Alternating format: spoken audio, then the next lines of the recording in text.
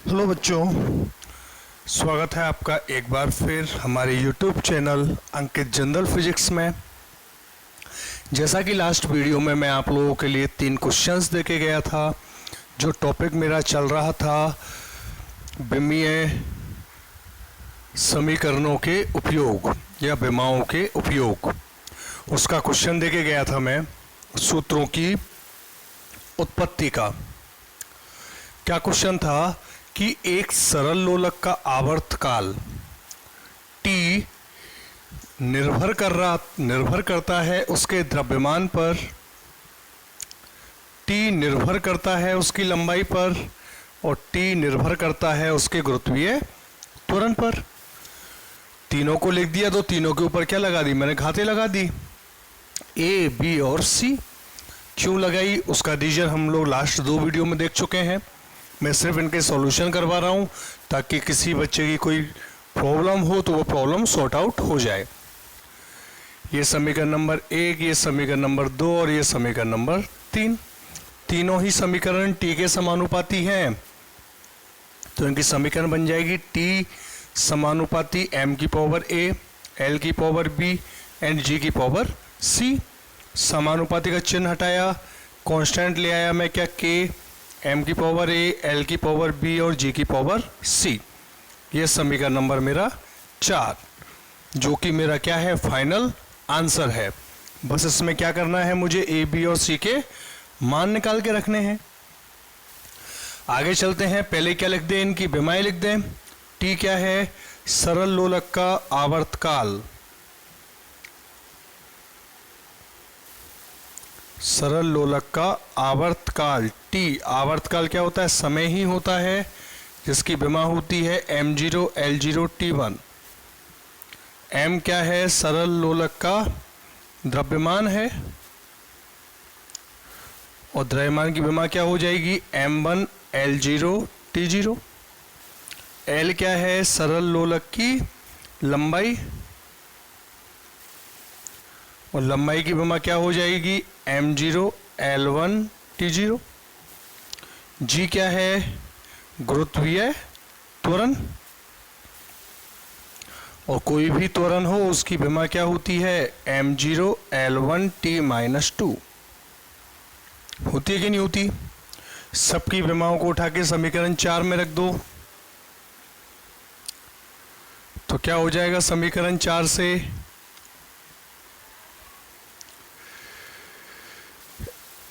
m0 l0 t1 बराबर हो जाएगा k इंटू m की विमा m1 l0 t0 की पावर a, l की विमा होती है m0 l1 t0 की पावर b और जो g है, इस g की विमा होती है m0 l1 t-2 की पावर c। हो गई, यहाँ तक सॉल्व करनी हुई। आगे और सॉल्यूशन करते हैं। फॉर्मूला लग गया यहाँ पे a की पावर m की पावर n, a की पावर m की पावर n बराबर a की पावर m इंटू n। इधर वाली तो as it is m0 l0 t1 बराबर k इंटू ये हो गया m की पावर a, l की पावर 0, t की power 0, m0 lb t0, m0 lc t-2c। हो गया। और करें सॉल्व तो m0 l0 t1 बराबर हो गया k इंटू m की पावर, आधार समान हैं और गुना में है तो घातें परस्पर जुड़ जाती है m प्लस n। तो ये क्या हो जाएगा, a plus 0 plus 0, l 0 plus b plus c, t 0 plus 0 minus 2c। हो जाएगा यहाँ तक या नहीं होगा। आगे क्या करें, आगे इनकी तुलना कर दें, दोनों पक्षों के विमाओं की। जो घाते हैं उन घातों की क्या कर दें हम लोग, तुलना। तो तुलना करता हूं तो a बराबर 0, पहला मान। दूसरा क्या आ गया, b प्लस सी बराबर 0 आ गया। और तीसरा मान क्या है, -2c बराबर 1, या c बराबर -1/2। तो b का मान क्या हो गया, 1/2। हो गया या नहीं हो गया? तीनों मानों को उठा के यहां पुट कर दो समीकरण 4 में। तो देखो t समानुपाती, t बराबर हो गया k, m की पावर a है तो a का मान 0, l की पावर b है तो b का मान 1/2, और g की घात क्या है, c, और c का मान क्या है, -1/2। तो t बराबर क्या हो गया, k l अपॉन g की घात 1/2, यानी t बराबर क्या हो गया, k √ l अपॉन g। हो गया कि नहीं हो गया? ये क्या आ गया, मेरा सूत्र आ गया। अब इन विमाओं की सबसे बड़ी कमी क्या है? सूत्र स्थापित कर देते हैं हम लोग, कोई दिक्कत नहीं, लेकिन ये फॉर्मूला मैंने आपको पहले सूत्र सत्यता की जांच के लिए दिया है, पहले फॉर्मूला ये दिया हुआ है ना। तो आप लोगों को मालूम है कि इसका जो फॉर्मूला होना है वो फॉर्मूला होता है t बराबर 1/2 पाई √ l अपॉन g, होता है ना ये फॉर्मूला, पहले पढ़ा है मैंने। तो विमाओं की सबसे बड़ी कमी ये है कि इससे अचर राशि के मान का कोई पता नहीं चलता, यानी जिस सूत्र में अचर राशियां आ रही हों उनकी उत्पत्ति नहीं की जा सकती। ठीक है, ये पहली लिमिट हो गई, उसकी सीमा बंधन हो गया। आप लोग फेयर कॉपी में जो नोट्स बनाओगे ना, वो नोट्स कंटिन्यू चलते हुए चलना। अभी तक उसमें कुछ लिखाने लायक है नहीं, इसलिए मैं कुछ भी नोट्स आप लोगों के लिए सेंड नहीं कर रहा हूँ। आप लोग हेडिंग लगाओगे, विमाओं के उपयोग पहला लिख दिया, एक मात्रक पद्धति से दूसरी मात्रक पद्धति में परिवर्तन। जितने क्वेश्चन मैंने आप लोगों को वीडियो में कराए हैं उन सारे क्वेश्चंस को कॉपी में नोट कर लोगे। सेकंड, सूत्रों की सत्यता की जांच, हेडिंग लगा दिया, उसके जितने क्वेश्चन कराए हैं उनको नोट कर लोगे।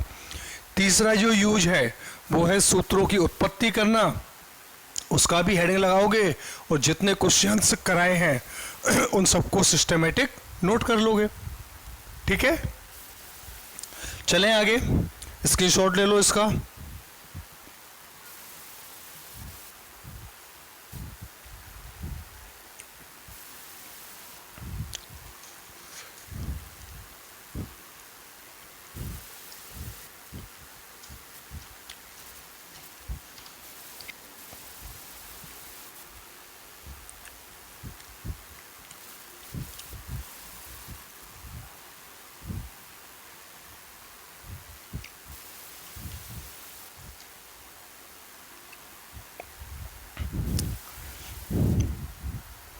अगला क्वेश्चन दिया था मैंने कि सरल आवर्त गति करते हुए किसी पिंड की ऊर्जा E, किसी पिंड की ऊर्जा E निर्भर करती है उसके द्रव्यमान पर, m पर कर रही है, उसकी आवर्ती पर,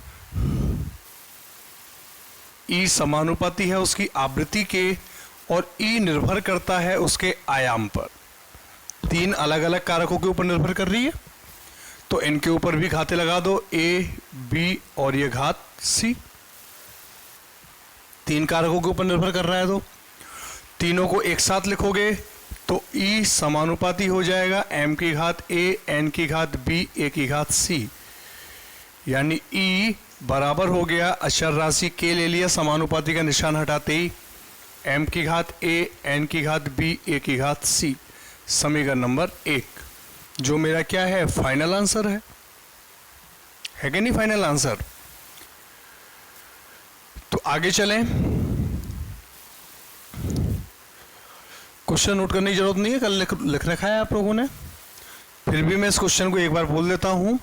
क्वेश्चन कह रहा है कि सरल आवर्त गति करते हुए पिंड की ऊर्जा उसके द्रव्यमान m, उसकी आवृत्ति n तथा आयाम a पर निर्भर करती है, तब विमीय विधि द्वारा सूत्र की स्थापना करो। ठीक है, कर दिया मैंने यहां तक। अब देखो भाई, E क्या है? ऊर्जा है। और ऊर्जा की विमा क्या होती है? ऊर्जा E बराबर आप लोग जानते हो ना, 1/2 mv²। तो विमा क्या हो जाएगी? m की तो हो जाएगी m1, और b की विमा होती है L1t-1, जिसका स्क्वायर है तो L2t-2 होती है कि नहीं होती? तो इसकी विमा क्या हो जाएगी? m1 L2t-2।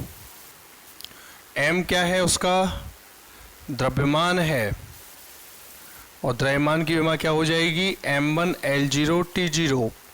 n क्या है? उसकी आवृत्ति है, और आवृत्ति क्या होती है? 1/, आवर्तकाल, यानी m0 L0t-1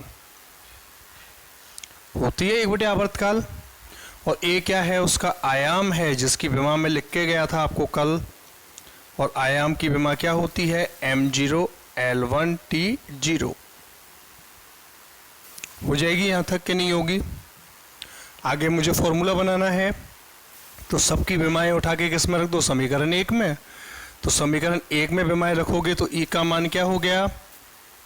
m1 L2t-2 बराबर K m m1 L0t0 की power a n m0 L0t-1 की power b a m0 L1t0 की पावर c।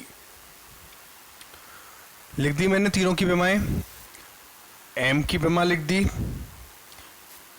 n की विमा लिख दी, और a की विमा भी लिख दी। आगे क्या फॉर्मूले काम करेंगे? वही दो फॉर्मूले। क्या? a की पावर m की पावर n बराबर a की पावर m इंटू n। अगला है a की पावर m इंटू a की पावर n बराबर a की पावर m प्लस n। इन दो फॉर्मूलों से काम है मेरा। तो पहला फॉर्मूला अप्लाई करें, तो ये तो LHS तो एज इट इज रहा। RHS में क्या हो गया? m की power a L0t0 m0 L0t-b और m0 LCt0 हो जाएगी कि नहीं होगी? सॉल्यूशन बहुत बार कर लिया, इसलिए कराने की मुझे ज़रूरत नहीं है। आगे चलें, तो m1 L2t-2 बराबर हो गया k इंटू m की पावर a प्लस 0 यानी a, l की power 0 plus 0 plus c, t की पावर 0 माइनस b 0। हो गया यहाँ तक कि नहीं हो गया? तीनों की क्या कर दें? तुलना कर दें। दोनों समीकरणों की क्या कर दें? तुलना। और तुलना करते हैं तो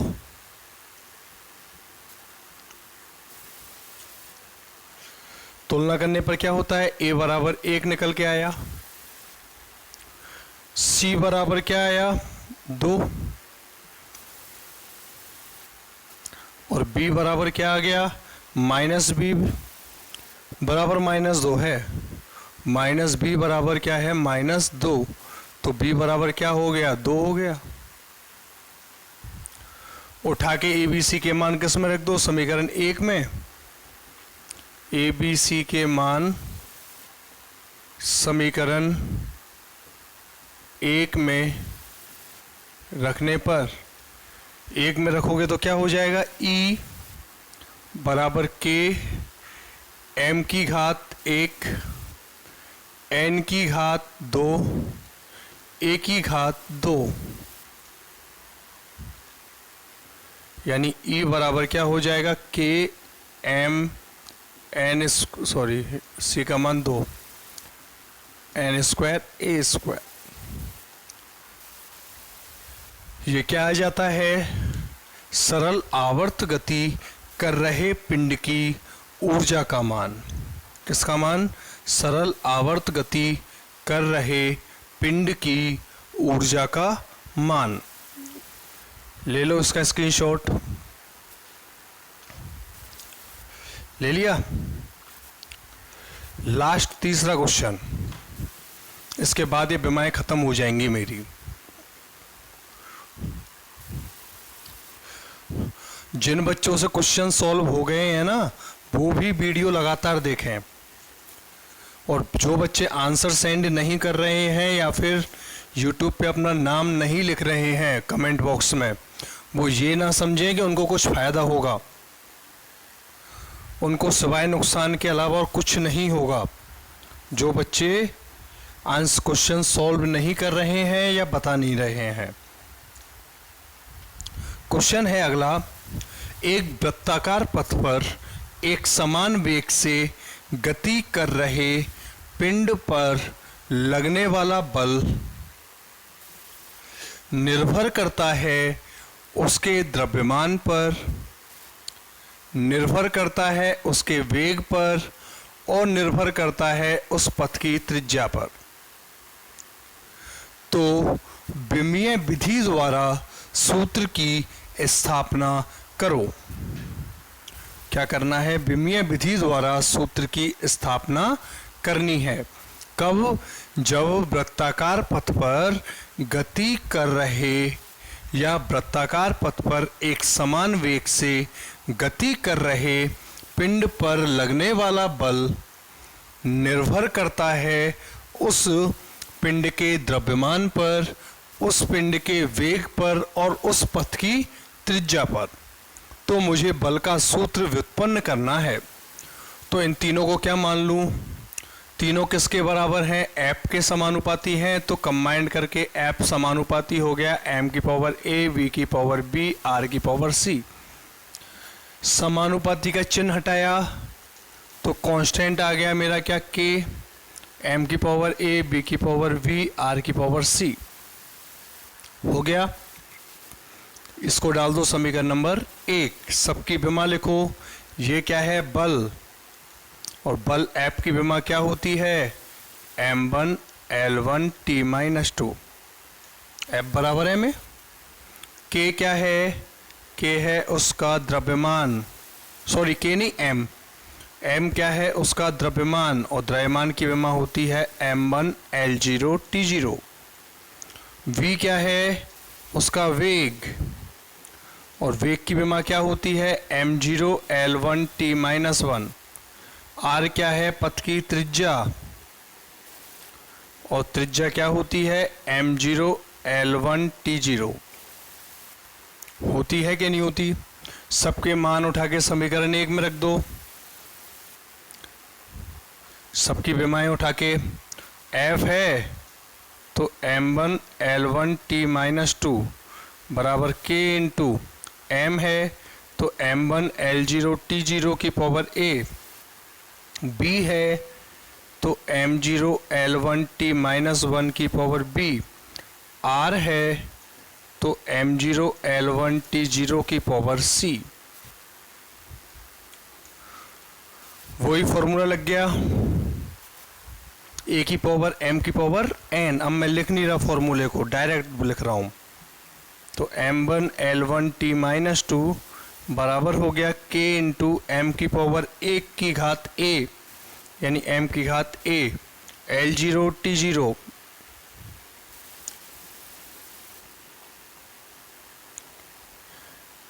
m की घात 0, l की घात b, t की घात माइनस b, m0 l की घात c, t की घात 0। या आधार समान हैं तो घातें परस्पर जुड़ जाती हैं। तो m की घात क्या हो गई, a प्लस 0 यानी a, l की घात क्या हो गई 0 plus b plus c, T की घात क्या हो गई 0 माइनस बी और 0। दोनों पक्षों की क्या कर दो तुलना, दोनों पक्षों की तुलना करने पर, और दोनों पक्षों की तुलना करोगे तो क्या हो जाएगा a बराबर 1, b प्लस सी बराबर l की घात है, तो l की घात कितनी है यहाँ पे 1, और t की घात क्या है माइनस b बराबर क्या है -2, तो b बराबर क्या हो गया 2, और यहाँ c ये हो गया 2 प्लस c बराबर 1, तो c बराबर हो गया -1 हो गया। अब ए बी सी के मान किसमें समीकरण 1 में, यही तो है फाइनल आंसर। ए बी व सी के मान समीकरण 1 में रखने पर, 1 में रखोगे तो क्या हो जाएगा f बराबर हो जाएगा k इंटू एम की पावर a का मान 1, v की पावर क्या है v, v का मान क्या है 2, तीसरा है r की घात c का मान क्या है -1, तो f बराबर हो गया k M B square upon r। ये किसका सूत्र है अभिकेंद्रीय बल का,